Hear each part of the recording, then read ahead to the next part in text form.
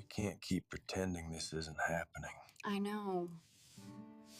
But where do we go from The here? southern Arizona desert in 1908 did not forgive weakness, but it sometimes spared those who were too tired to keep fighting. Winds at the foothills of the Santa Rita Mountains carried the scent of dust, old campfires, and unspoken words. People vanished in places like this, not always in body, more often within themselves.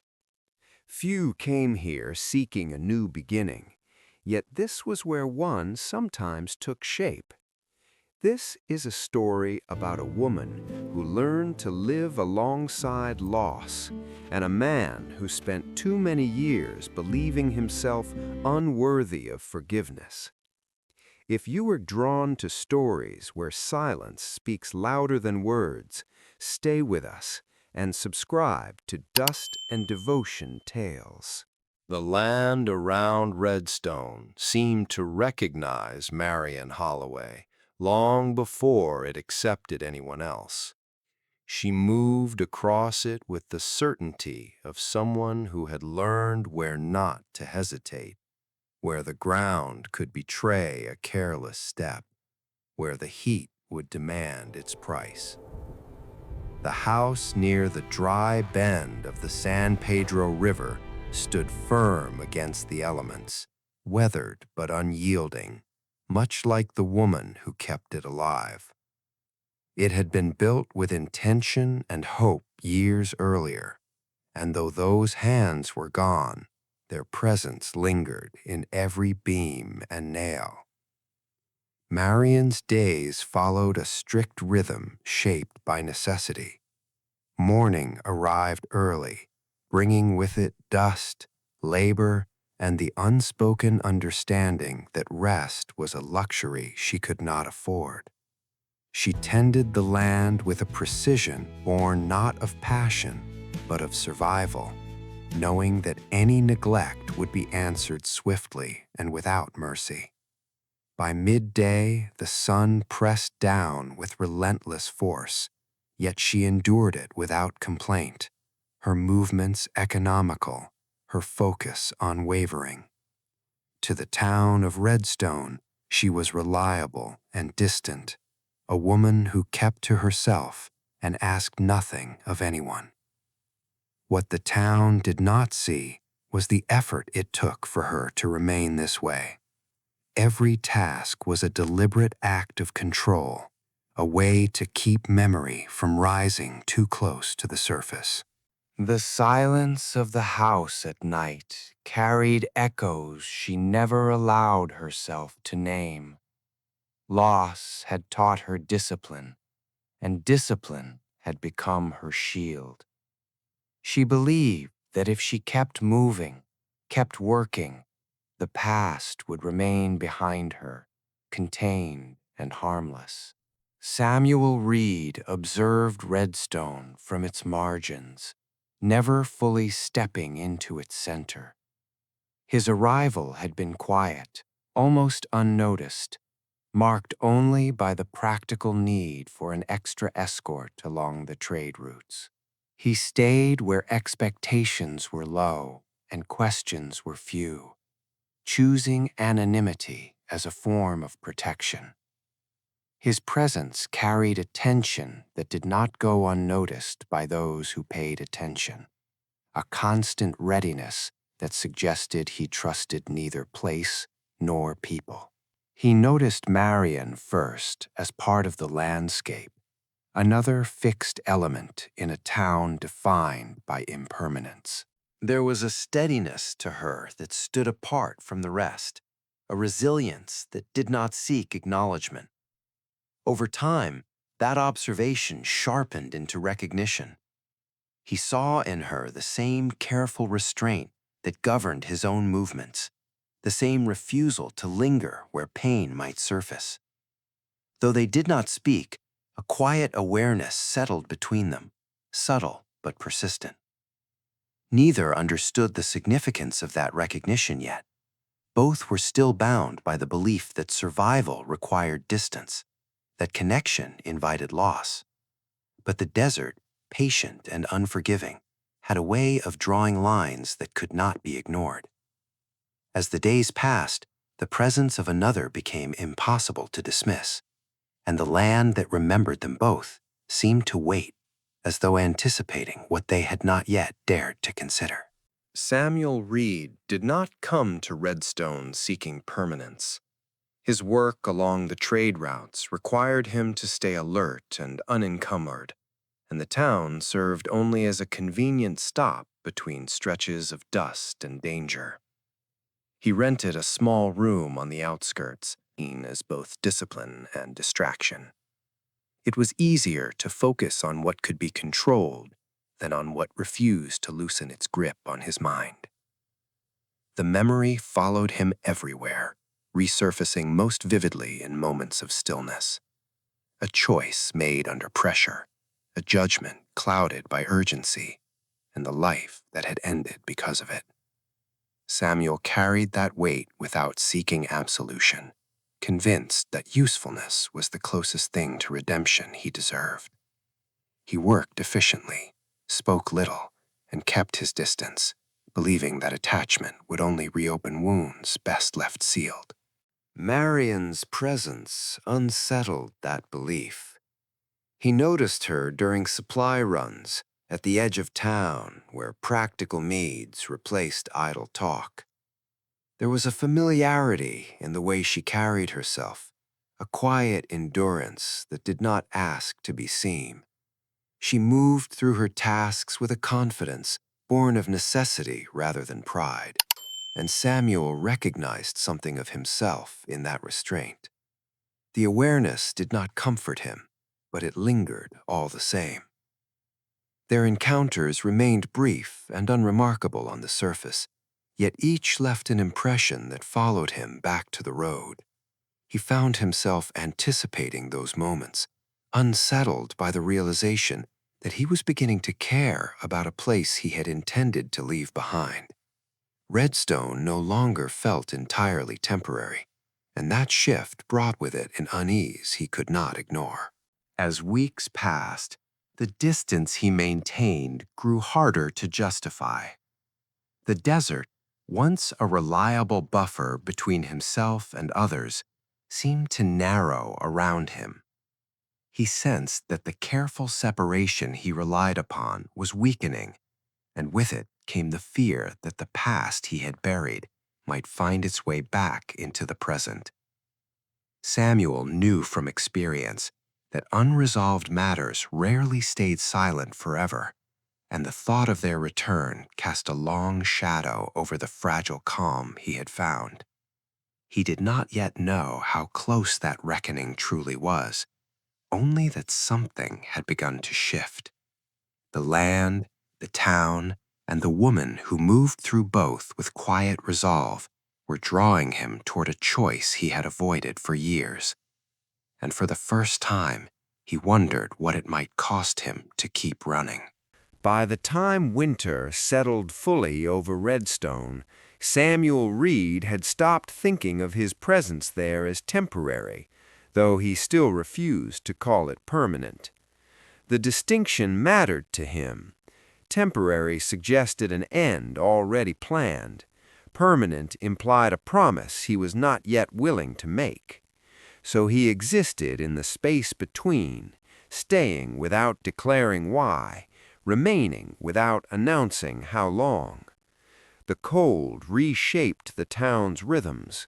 Work slowed, daylight shortened, and people learned again how to measure time by necessity rather than ambition. Samuel found that the reduced pace suited him. It left fewer places to hide and fewer reasons to rush. Each task carried weight simply because it needed to be done, not because it led anywhere else. He took on work that others avoided in winter. Repairs in unheated barns, long rides to check distant property lines where snow drifted deep and silence pressed close. He welcomed the solitude of those hours, but it was a different solitude than the one he had known before. This one had edges. It ended when he returned. It did not stretch endlessly forward without interruption. Redstone watched him without intrusion. People noticed patterns long before they asked questions. They saw that he showed up when expected, that he finished what he started, that he did not drink away his evenings or disappear without explanation. The time did not extend trust quickly, but it began to make space for him in small, unspoken ways. Samuel felt that space acutely. It unsettled him more than rejection ever had. Acceptance required participation. It meant being visible, not just in work, but in intention. He could no longer pretend that his choices affected only himself. Staying meant allowing others to factor him into their expectations, and that realization carried a quiet pressure. The boarding house became the anchor of that pressure. Its routines persisted, regardless of weather or mood. Meals were prepared, floors were swept, lamps were lit at the same hour each evening. Samuel contributed where he could, not as an obligation, but as a way of aligning himself with something steady. He began to understand that routine was not monotony, but structure. It held things in place when emotion threatened to scatter them. There were nights when memory rose without warning, not as a single event, but as a convergence of moments that had never resolved themselves. Faces he could not forget, decisions that could not be corrected. He learned that staying did not prevent those memories from returning. It forced him to endure them without escape. Yet something unexpected occurred in that endurance. The memories no longer consumed entire nights. They arrived, lingered, and eventually receded, leaving him intact, not healed, but functional, capable of continuing. It was a subtle shift, but it marked the first time he felt that the past might coexist with the present without overtaking it. Samuel realized that movement had once given him the illusion of control. As long as he kept going, he believed he was managing his guilt. Stillness revealed the truth. Control did not come from distance. It came from restraint, from choosing not to run when the instinct demanded it. The town mirrored that lesson back to him. Redstone did not demand explanations. It did not press him for confessions or assurances. Its expectations were simple and unyielding. Do the work. Keep your word. Remain accountable to what you touch. These were not gestures of mercy, but of order. As winter deepened, Samuel understood that his greatest fear was not judgment, but continuity. The idea that this place might become part of his story unsettled him because it suggested a future shaped by choice rather than avoidance. The longer he stayed, the harder it became to deny that possibility. And beneath that fear, something else stirred. Not hope in its grand sense, but a quieter anticipation, a sense that remaining present, even without clarity, was altering the shape of his days, that staying, with all its discomfort, might be an act of courage rather than penance. By the end of winter, Samuel Reed was no longer simply passing through Redstone. He was being shaped by it, and whether he was ready to admit it or not, the town had begun to shape itself around him as well. The choice to remain in Redstone did not declare itself openly. It grew quietly, almost deceptively, woven into Samuel Reed's days through repetition and familiarity. He took on work that tied him to the town's needs rather than the open road. Broken roofs, worn corrals, irrigation lines scarred by drought and neglect. Each task rooted him more firmly until leaving no longer felt like momentum, but like avoidance. The town responded in its own restrained way. People adjusted to his presence, no longer treating him as a passing figure, but not yet fully claiming him as their own. Samuel noticed the shift in small gestures, tools left within reach, work offered without negotiation, a place cleared beside others rather than apart from them. None of it was warm, but it was real, and that mattered more.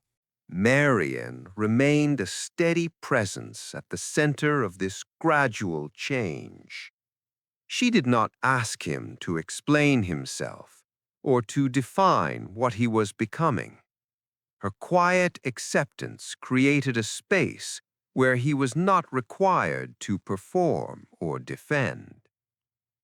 Samuel found that this unsettled him more than suspicion ever had. It suggested that staying might demand more honesty than running. As the weeks passed, he began to recognize the cost of that honesty. Memories he had learned to keep buried surfaced with increasing clarity. The faces of those he had failed appeared not as accusations, but as reminders.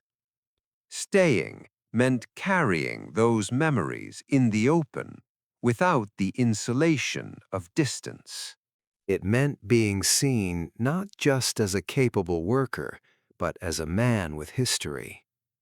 Redstone itself seemed to test him.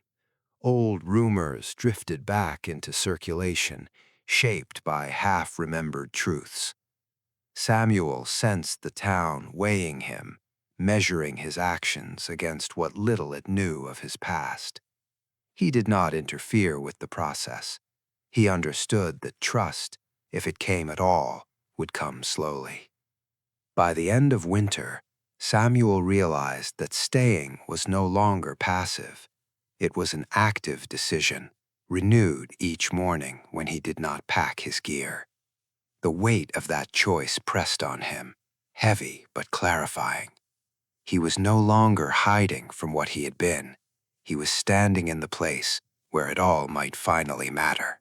The truth emerged in fragments, as such things often did.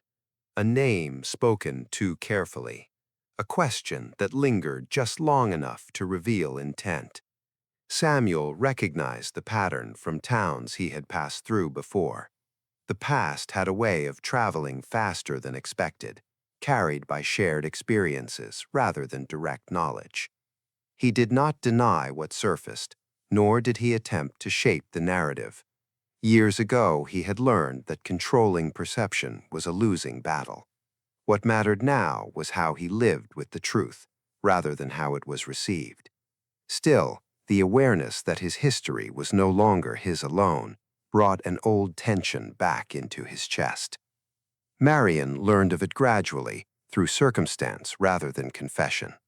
Samuel watched the shift carefully, prepared for withdrawal or disappointment.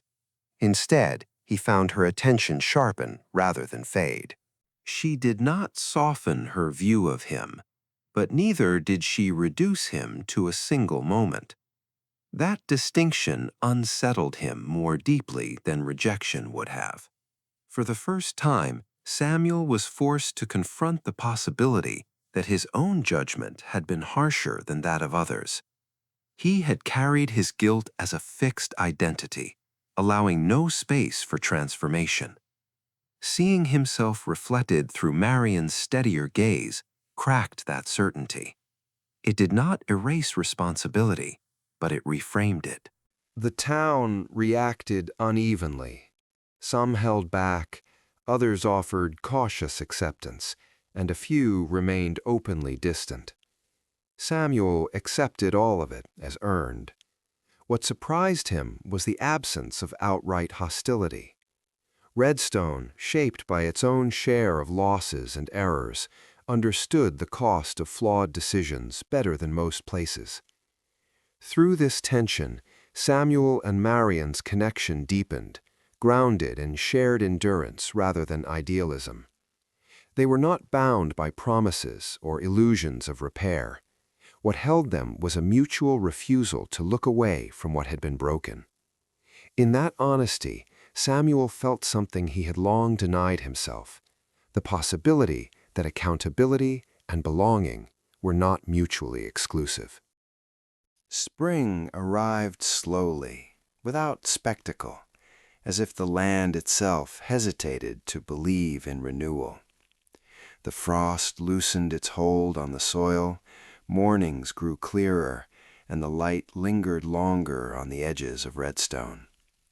Samuel Reed noticed these changes the way he noticed everything now, with an attention shaped by stillness rather than urgency. For years, seasonal shifts had only meant one thing to him, another signal to move on. This time, they asked a different question.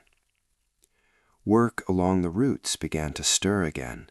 Wagons returned, trade resumed, and familiar paths beyond the town reopened, offering the comfort of motion and anonymity. Samuel felt the pull of it instinctively. The road had always been honest with him. It asked little and promised nothing.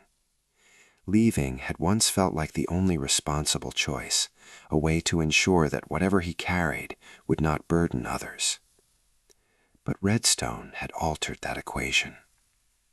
He had learned over the months that staying did not dull the weight of the past, it sharpened it. Every routine, every repeated task, every familiar face required him to show up as he was without the disguise of distance. The effort demanded consistency rather than escape. And yet, it was precisely this demand that brought a quiet sense of balance he had not known before.